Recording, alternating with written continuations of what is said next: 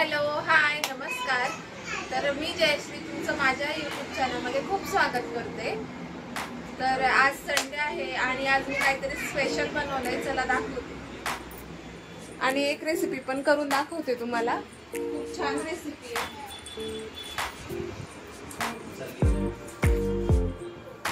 तर बघा, मी बनवला आहे आज चिकनीचा घाटा, पापडाचा घाटा आहे। तुम्ही म्हणणार की हे एकदम काळं काळं का दिसतं, तर ही लाल कलरची ज्वारी असते, त्याचे हे पापड बनवले जातात। तर ते दाण्यांची काय प्रोसेस करतात, पीठ कसं करतात तेवढं काही मला माहिती नाही, पण असं पिठाचा घाटा मला बनवता येतो। आणि सोबतच मी बनवली आहे हे जी कच्ची केळी आहे ती किसून घेतली आहे आणि त्यामध्ये शेंगदाण्याचं कूट टाकलेलं आहे। तो थोडा वेळ झाला ना मला करायला, तर त्याच्यामुळे हे काळी पडले, काही हरकत नाही।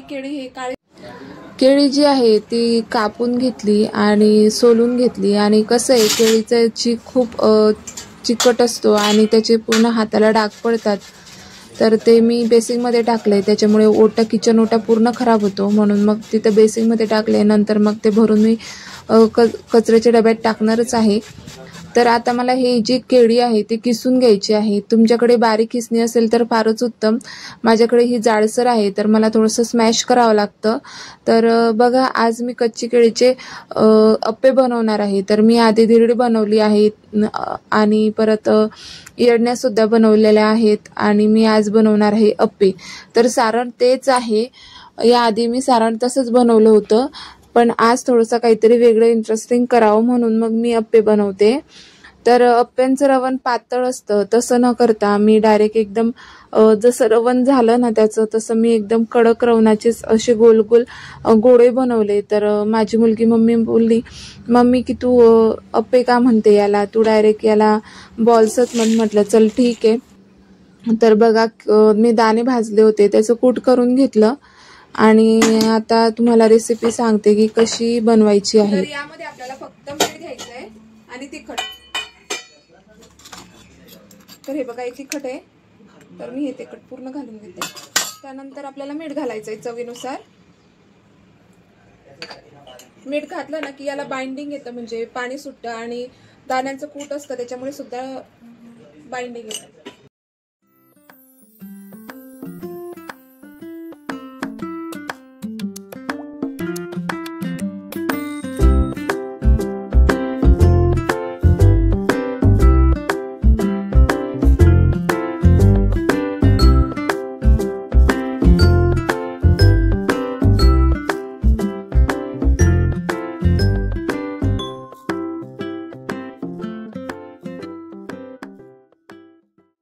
हे केळीचे, हे कच्च्या केळीचे बॉल्स मी बनवते।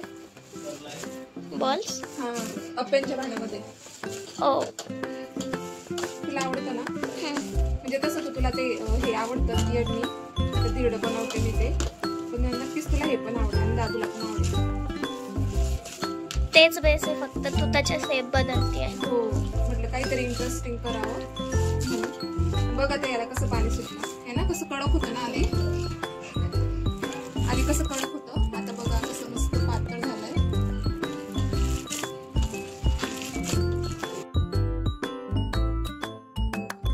तर यामध्ये अजिबात पाणी घातलेलं नाहीये, फक्त मिठाचं पाणी याला सुटलेलं आहे।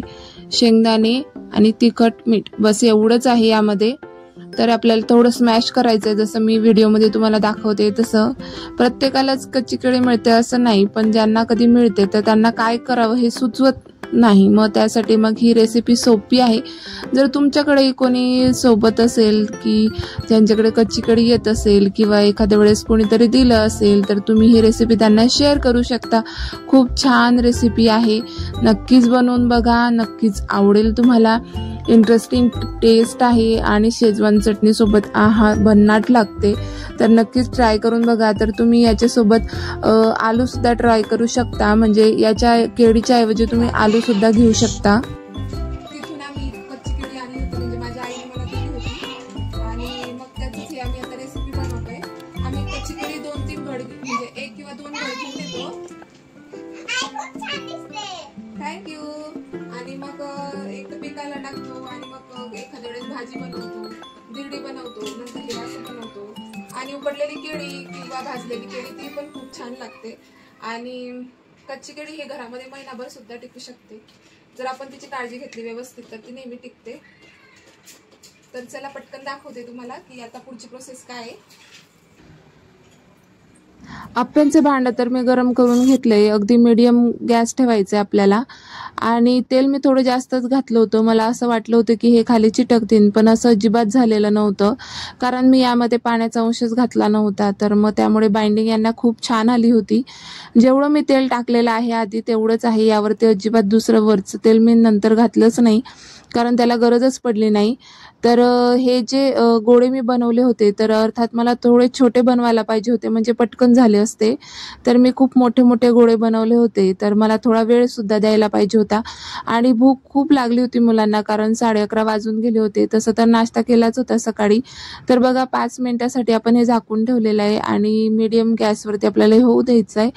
आता बघा कसे छान असे क्रिस्पी झालेले आहेत एका साईडने. तर आपल्याला साईड पलटून घ्यायची आहे. तर मधले जे 3 जे अप्पे असतात ना, ते लवकर भाजतात. तुम्ही अप्पे करा किंवा काही काही गोष्टी यामध्ये जरी केल्या, तरी पहिले जे मधले जे अप्पे असतात त्यांना पलटून घ्यायचं, कारण ते लवकर त्यांना शेक लागतो मधल्यामध्ये गॅसचा.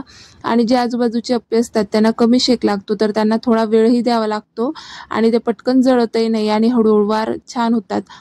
तर बघा अशा प्रकारे सारे मी पलटून घेतले. तर आपल्याला परत हे 5 मिनिटासाठी लो फ्लेमवरती किंवा मीडियम गॅसवरती तुम्ही ठेवू शकता. फ्लेम कसा असतो प्रत्येकाच्या घरी वेगवेगळा असतो, कधी कमी चालतो, कधी जास्त चालतो. तर बघा 10 मिनिटानंतर आपले अप्पे अगदी तयार झाले होते. आणि यामधलं जे तेल मी आधी घातलेलं होतं ते पूर्ण यांनी शोषून घेतलं होतं. आणि तुम्हाला सांगते, अशी भन्नाट अशी रेसिपी झाली होती ही. बाहेरून अगदी क्रिस्पी आणि मध्ये एकदम सॉफ्ट आणि टेस्टला एकदम भन्नाट झाली होती. तर यासोबत मी सॉस दिला होता मुलांना आणि शेजवान सॉस सुद्धा दिला होता. तर हवा तो सॉस तुम्ही यासोबत खाऊ शकता किंवा नुसतं जरी खाल्लं तरी उत्तम आहे. तर चला सर्व करून घेते.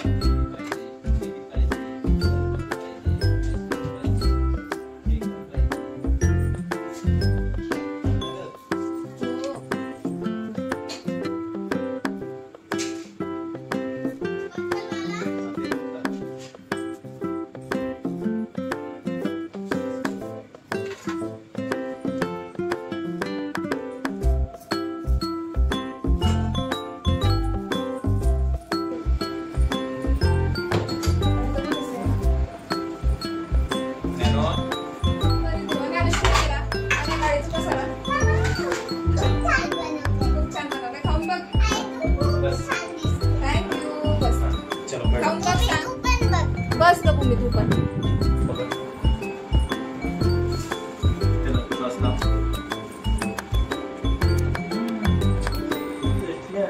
कसं झालंय तुम्ही? गरम गरम आहे ना खूप? छान लागते का खरं? शिजले मध्ये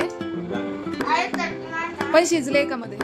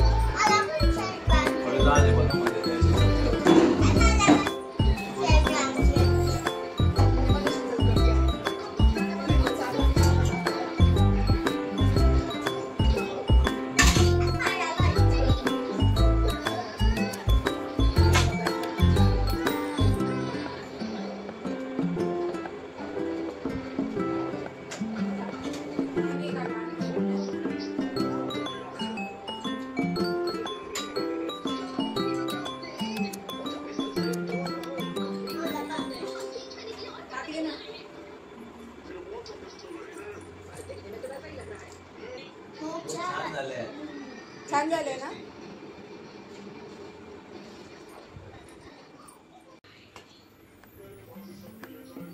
सुरुवात सुरुवातीलाच थोडं तेल जास्त टाकते म्हणजे चिटकणार नाही आणि मग परत टाकायची अजिबात गरज पडत नाही आपल्याला.